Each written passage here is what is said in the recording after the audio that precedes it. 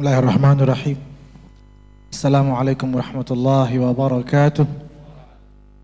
Alhamdulillah wassalatu wassalamu ala khairi khalqillah wa nuri arshillah wa bahri ilmillahi sayyidina wa syafi'ina wa maulana Muhammad ibn Abdullah wa alihi wa sahbihi wa man tabi'ahu wa walah wa ba'd.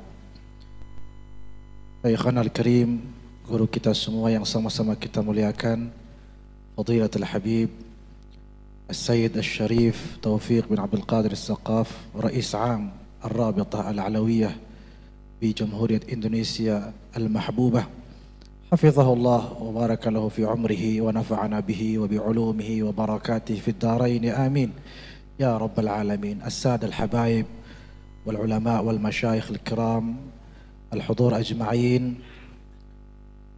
tentunya maji'i ila huna, saya datang ke sini semata-mata li astami' wa laysa li atakallam, lakin ta'zizan lil alaqa, ta'zizan lil ukhuwah, yani antahizul fursah.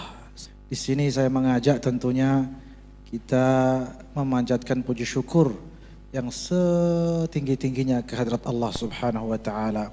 Ini nikmat besar yang harus kita syukuri dan harus kita pertahankan, yaitu mujalasatus salihin, duduk di majlis-majlis khair, majlis-majlis yang berkumpul dengan orang-orang mulia, terutama dalam rangka kita hidup di akhir zaman, di mana perang melawan hawa nafsu sangat pantas disebut dengan jihadul akbar, sebagaimana disebutkan dalam satu riwayat jihad akbar, yaitu jihadun nafs, jihad melawan hawa nafsu.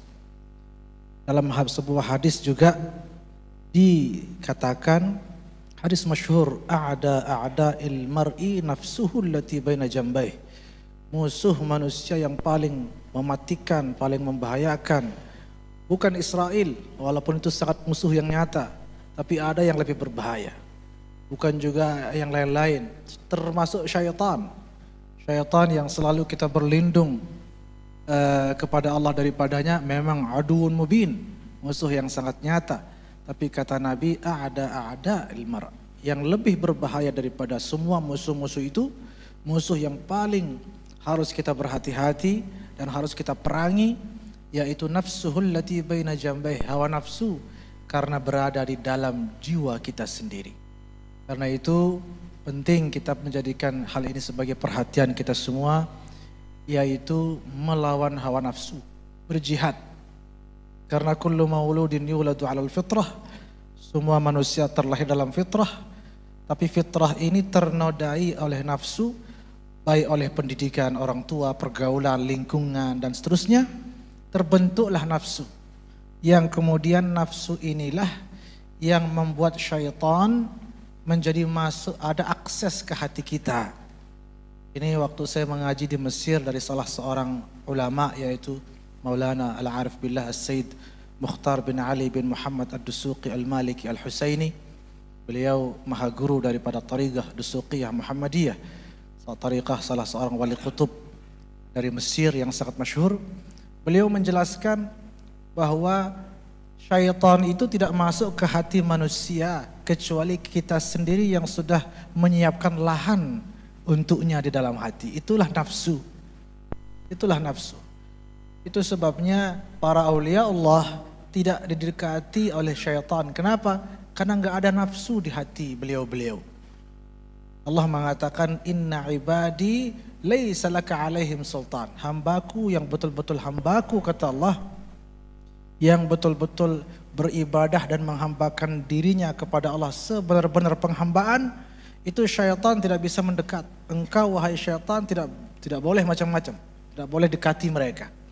Dan itu diakui oleh syaitan, iblis dan keturunannya, di mana dikatakan la aghwiyannahum ajma'in illa ibadaka minhum al-mukhlasin.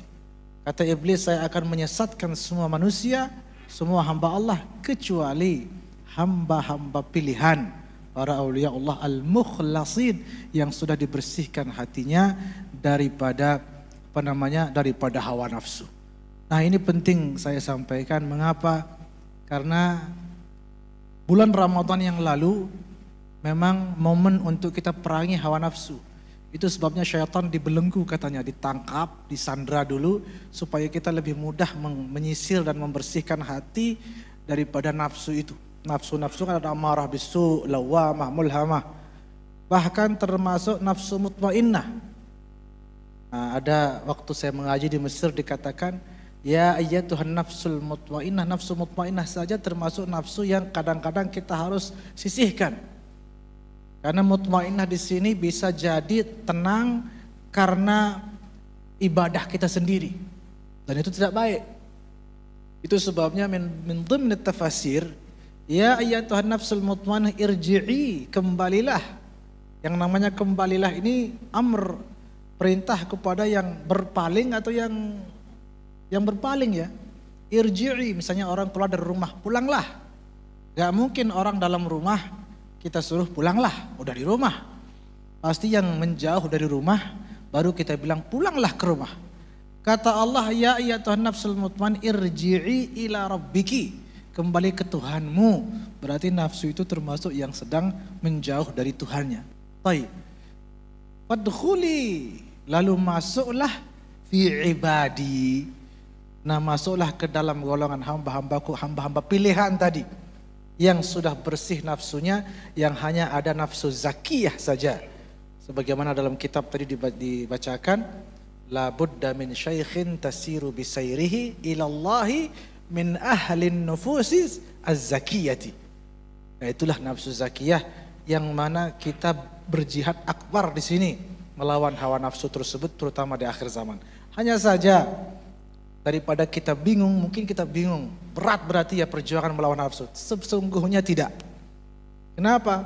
Kalau sudah Allah mengatakan inna ibadi laisa laka alaihim sultan, dan syaitan sendiri mengakui la aghwiyannahum ajma'in illa ibadaka minhumul mukhlasin, berarti tipsnya gampang.